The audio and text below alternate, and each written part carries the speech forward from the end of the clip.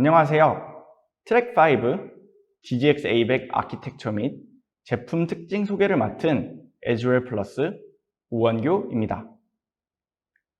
앞서 여러 트랙들을 통해 위성사진 분석 중 겪는 몇 가지 문제점들을 보았고, 그 문제점들을 해결하려면 필요한 몇 가지 요소들이 있었습니다. 그것을 간단히 정리하면 크게 세 가지로 나뉩니다. 첫째, 빠른 처리 속도와 둘째, 멀티 GPU 트레이닝, 그리고 마지막으로 셋째, 대용량 GPU 메모리입니다. 이번 트랙에서는 DGX A100에는 어떠한 특징들이 있고, 또 이 특징들이 앞에 언급했던 세 가지 요소들을 어떻게 채워주는지 함께 살펴볼 것입니다. DGX A100은 두 가지 버전이 있습니다. 40GB와 80GB GPU 메모리 버전으로 나뉘게 됩니다.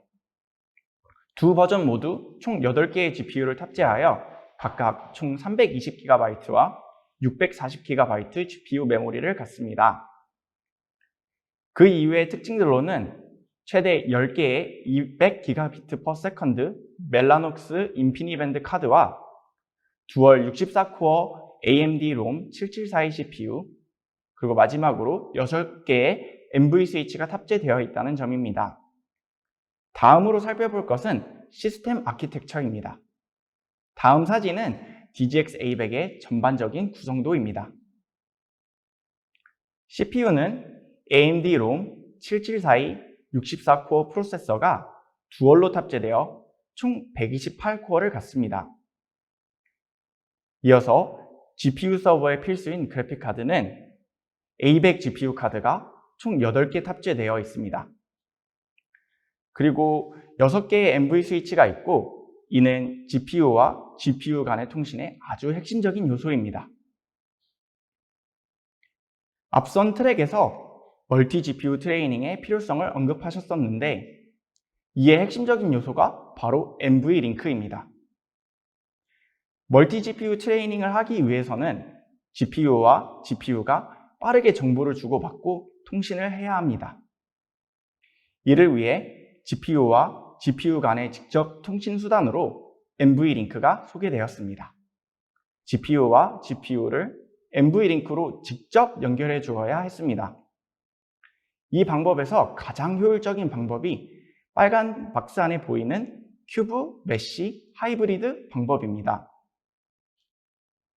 한 개의 GPU에 연결할 수 있는 NV링크의 개수는 6개로 한정되어 있었고, 이 때문에 GPU가 모든 GPU와 NV링크로 직접 연결되지 못해서 바틀렉이 생기는 문제가 있었습니다. 하지만 DGX A100은 이 문제를 NV 스위치 도입으로 해결하였습니다.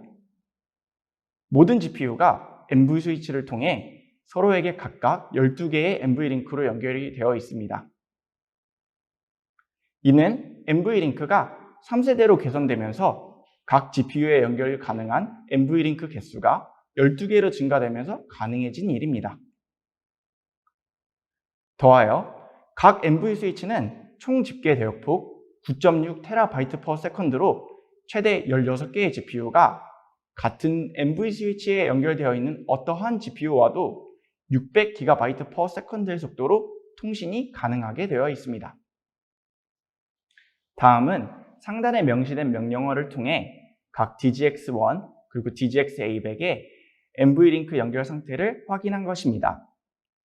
DGX1의 경우 0번 GPU가 1번, 2번 GPU와 각각 1개의 NV링크로 연결되어 있고, 3번, 4번 GPU와는 각각 2개의 NV링크로 연결되어 있습니다. 하지만 5번, 6번, 7번 GPU와는 PCI 호스트 브릿지로 연결되어 있는 것을 확인하실 수 있습니다. 반면 DGX A100의 경우 0번 GPU가 나머지 모든 GPU와 즉 1번부터 7번까지 모두 12개의 NV링크로 연결되어 있는 것을 확인하실 수 있습니다. 다음은 GPU 간 통신 속도를 테스트한 결과치입니다. NV링크 1개당 최대 통신 속도는 50GB/s입니다. 왼쪽 박스를 살펴보시면 이전 장에서 설명드렸던 NV링크 개수와 통신 속도가 거의 일치하는 것을 보실 수 있습니다. 0번 GPU와 1번, 2번 GPU와는 48GB/s의 속도로, 그리고 3번, 4번 GPU와는 96.5GB/s의 속도로, 그리고 PCIe 호스트 브릿지를 이용하는 5번, 6번, 7번의 경우 현저히 떨어지는 18GB/s의 속도로 통신을 하게 됩니다. 반면 DGX A100의 경우 오른쪽 박스를 보시면 0번 GPU가 다른 1번부터 7번까지의 모든 GPU와 약 520GB/s의 속도로 통신하는 것을 확인하실 수 있습니다. 다음 살펴볼 것은 매트릭스 연산을 해주는 텐서코어입니다. 텐서코어와 쿠다코어는 직접적인 매트릭스 연산을 해주므로 처리 속도와 아주 밀접한 관계에 있습니다. 먼저 텐서코어의 개수를 살펴보시면 A100에 있는 텐서코어의 개수가 V100에 있는 텐서코어의 개수보다 줄어든 것을 확인하실 수 있습니다. 개수는 줄어들었지만 V100의 8개의 텐서코어보다 A100의 4개의 텐서코어가 2배나 더 빠른 연산 속도를 가지고 있습니다. 그래서 GPU당 텐서코어가 A100이 V100보다 적어졌음에도 불구하고 연산 속도는 대략 2.5배 정도 더 빨라졌습니다. 다음은 텐서코어가 연산 가능한 정밀도입니다. 이전 세대에서는 FP16만 연산 가능했던 텐서코어가 A100에선 FP64, TF32, BF16 등 여러 가지 정밀도의 연산이 가능해지면서 활용성이 많이 넓어졌습니다. 이 중에서도 가장 눈여겨볼 것은 바로 TF32의 정밀도입니다. TF32는 FP32와 같은 범위의 수를 표현할 수 있고, 정밀도는 FP16의 정밀도를 가지고 있어서 넓은 범위의 수를 빠르게 연산 가능하다는 장점을 가지고 있습니다.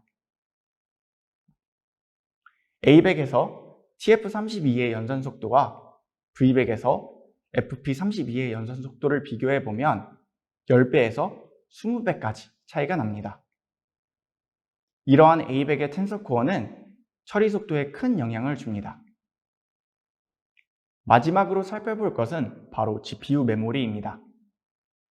위성사진들은 픽셀량이 많아서 샘플들의 크기가 매우 큽니다.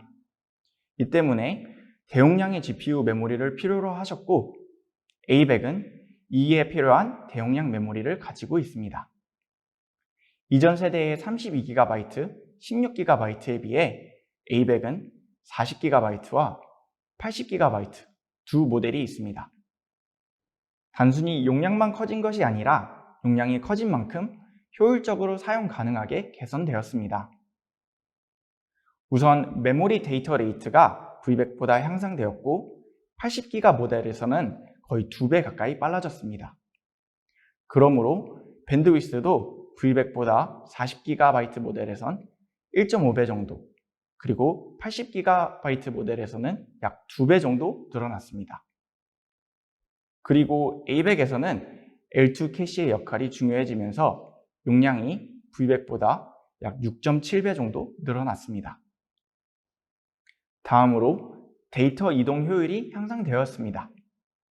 V100에선 D램에 있는 정보를 GPU가 사용하기 위해서 여러 절차를 밟으면서 5번의 리드, 1번의 라이트, 4번의 로드 쉐어를 거치던 과정이 A100에서는 L2 캐시에서 바로 쉐어드 메모리로 직접 옮겨지는 게 가능해지면서 2번의 리드와 2번의 로드 쉐어로 줄어들었습니다. 그래서 늘어난 L2 캐시의 크기는 중요한 부분입니다. 그리고 어싱크 카피가 도입되면서 필요한 자료들을 독립적으로 옮기는 것이 가능해져서 효율이 더욱 좋아졌습니다. 이 기능들은 CUDA 11에서 가능한 것으로 CUDA 11을 사용해야 한다는 점을 꼭 기억해 주세요. 이상으로 DGX A100 특징을 설명해 드렸습니다. 궁금하신 점은 메일로 문의해 주시기 바랍니다. 감사합니다.